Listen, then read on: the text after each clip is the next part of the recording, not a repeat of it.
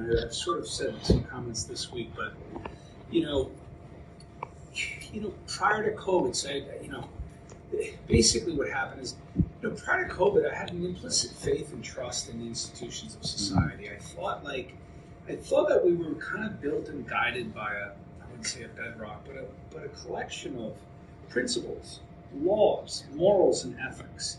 And I thought that's what we were structured. Now, of course, there's criminals, there's sociopaths, there's corrupt individuals that will take advantage and don't abide by those principles, but I thought that was the minority. And, with COVID, I started to see a society just very quickly become unmoored from those guiding principles. I started to see policies that were widely and enthusiastically adopted, which not only were absurdly devoid of science, like there was non-scientific policies being, emitted across the world that were being adopted, and it actually was quite scary because I didn't think society was as susceptible to like what Peter is saying about this mass formation. And it's been a really troubling journey because the world I thought I lived in turns out it's a little bit of a paper thin world. I don't recognize that. I'm actually really still very saddened by how quickly everything imploded. I thought we had a bedrock supporting us and guiding us, and overnight things like natural immunity disappeared. Because they said it did, and no one put up resistance. No one did anything. They were issuing crazy stuff. Like at one point in the United States early on, they said, "Do not test the vaccinated." Do not test the vaccinated, right? Because it was clear they don't want to know that the vaccines are failing. The first thing that I knew there was something was very wrong is when they restricted in the United States the use of hydroxychloroquine to hospitalized patients. And that's when I knew that something is really wrong here. So they're restricting an antiviral to a phase of the disease where the virus is no longer present. And originally, when I was first marching through COVID, I was like, "That's stupid. That's stupid."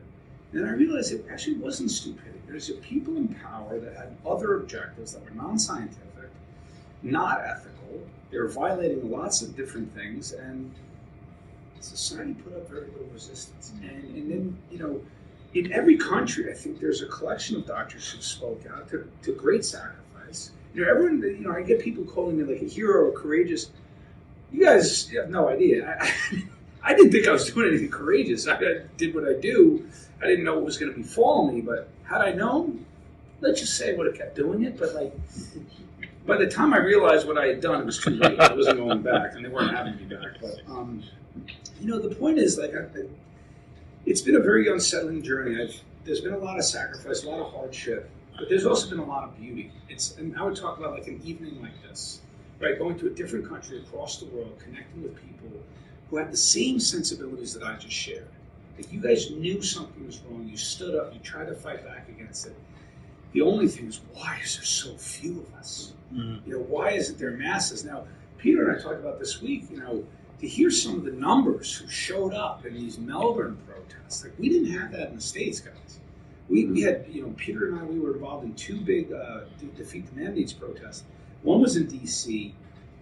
We had 30,000 people there. The other one in L.A., somewhat similar.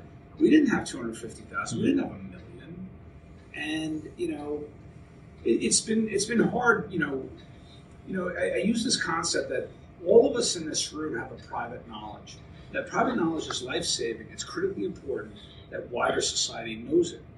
But the difference between what we know privately and what common knowledge is right now is very far apart. It's been like that for a while. And I think all of us are really trying to bring that private knowledge to the greater masses for one reason only, is to protect them, to help them, right? To become advocates of sensible guidance, become a physician in society. And I mean, Peter's been tireless. All of us are keep doing it, and I do hope things get better forward. I think the truth is coming out, but in a really horrible way, which is an incalculable and unavoidable mass casualty event. This is a humanitarian catastrophe that's happened across the world with morbidity and mortality we've never seen from a medical intervention that all countries participated in and subjected our citizens to. And that comes out of some dystopian movie. And they will make that dystopian movie one day.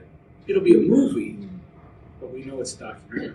So, you know, I would just say it's been hard, but I do like being here. I do like connecting with people, and I can get the sensibility of folks. And, you know, yeah, the society I thought I lived in is not the society, but now I know this society now, and now I kind of know what I need to do. Before, I was just a doctor working in ICU, paying attention to my little career and my family, and now it seems like I got more work to do beyond just doing that. I'm happy to keep showing up. Thanks.